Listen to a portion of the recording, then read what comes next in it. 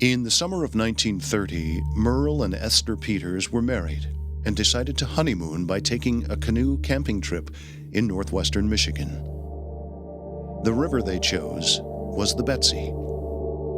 They planned to travel the entire 75-mile length of the river from Green Lake to Lake Michigan over a period of 7 days. They launched their heavily laden wood and canvas canoe on Sunday morning at a spot just south of Green Lake. The river was quiet, slow, and peaceful. Their only company was the occasional fishermen, turtles, loons, and herons.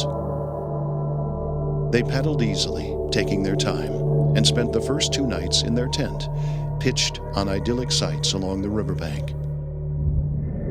On the 3rd day, they entered a vast wetland area where grasses grew several feet out of the water as far as the eye could see. On day 4, the river narrowed and grew faster. Esther began to worry they might tip as they encountered many twists and turns, and in some areas they were forced to portage around fallen trees. Additionally, the weather had grown threatening. By late afternoon, the skies on day 4 turned ominously black, and the wind began to howl down the river channel. It started raining enormous drops about 4 p.m., and Merle decided to look for a campsite. They rounded a bend and came to a spot where the river split into 3 equal parts. They were unsure of which way to go. Their simple map had not shown this division in the river. Then they spotted a wooden arrow tacked to a tree, pointing toward the channel on their right. So they followed it. The weather intensified. It was twilight dark on the river, occasionally lit by blinding flashes of lightning. Visibility was reduced to roughly 50 feet. Merle scanned the shore, but steep, muddy banks on both sides denied them a place to pull off. Suddenly, Esther shouted over the howling wind and pointed toward a small island in the middle of the river, straight ahead. This football-shaped spit of land was about 40 feet long and dominated by 3 huge weeping willow trees. Merle found a suitable spot and beached the canoe. He leapt into the water, ran onto a firm sand beach, and pulled the craft out of the roiling waters. Esther began unloading their gear quickly. The wind pushed the long tassels of the willow trees into a mad dance. Reaching the raised center of the island, they found a flat-bottomed depression, just deep enough to shelter them from the wind and wide enough to pitch their small tent.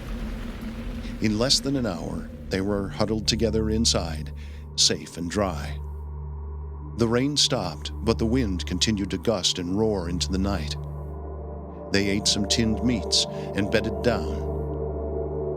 Some hours later, Merle was startled awake by the flapping of the tent's opening. The constant pelting of the wind had loosened the ties, and the canvas was slapping loudly. He crawled from his blankets to the front to secure the ties. As he reached out to grasp it, his eye was drawn toward the willow trees. By the light of a quarter moon, he watched in frozen silence as a column of luminous white smoke rose from behind the flailing trees and into the dark sky. The smoke seemed unaffected by the wind, rising straight up, even though it was still blowing at 30 miles an hour and gusting even harder. As he watched, Merle believed he saw faces in the smoke. Thinking he must be half dreaming or hallucinating, he closed his eyes several times, but each time he opened them, the smoke and the faces remained, ascending slowly into the sky. Finally, he was able to pull himself away from the sight.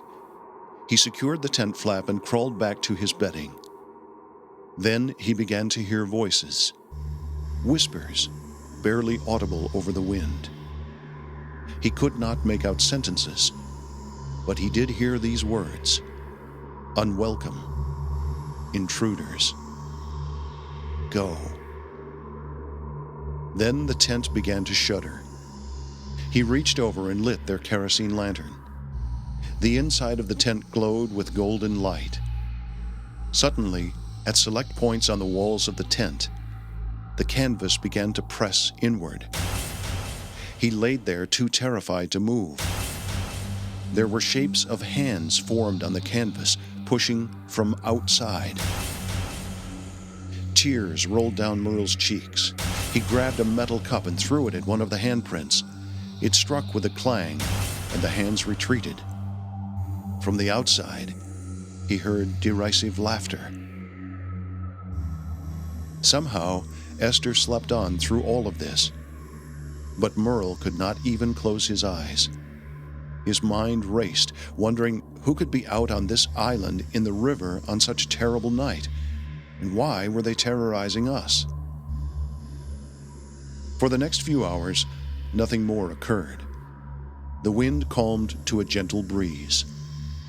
Merle noticed yellow rays of dawn coming through the tent flap. He crawled outside, and that's when it struck him. He had pitched the tent the night before, facing west. This morning, it was facing east, directly into the sunrise.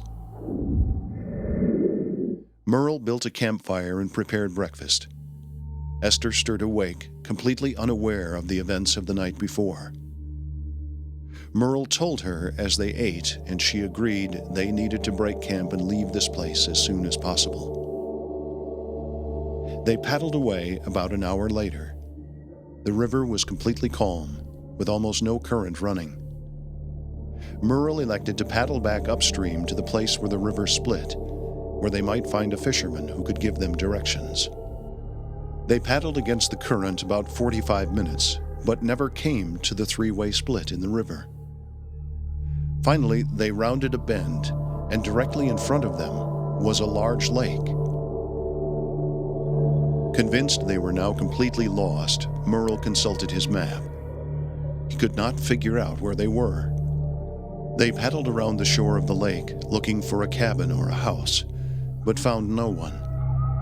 When they returned to the spot where they had entered the lake, they could no longer find the river. Finally, Esther shouted and pointed toward the edge of the lake. A small boat with 2 fishermen aboard was paddling toward them. They stopped alongside. "You folks having trouble?" one of the fishermen said. "You could say that," Merle replied sheepishly. "What lake is this?" "Well, it's Green Lake," replied the fisherman. "Where did you launch your canoe from?" Merle and Esther were stunned. How could they possibly be in Green Lake? They had launched 5 miles southwest of Green Lake, then paddled for 4 full days before reaching the island the night before. They estimated the distance they had covered was over 40 miles. Somehow, they had paddled back to Green Lake in less than 45 minutes. Over the next few years, Merle and Esther would return to the Betsy River many times, but they never again found the place where the river split into 3 channels. They never again found the island, and they never knew the answer of the smoke, the voices, the hands on their tent, or the circular path to Green Lake. But we know it was the haunting of Northwest Michigan.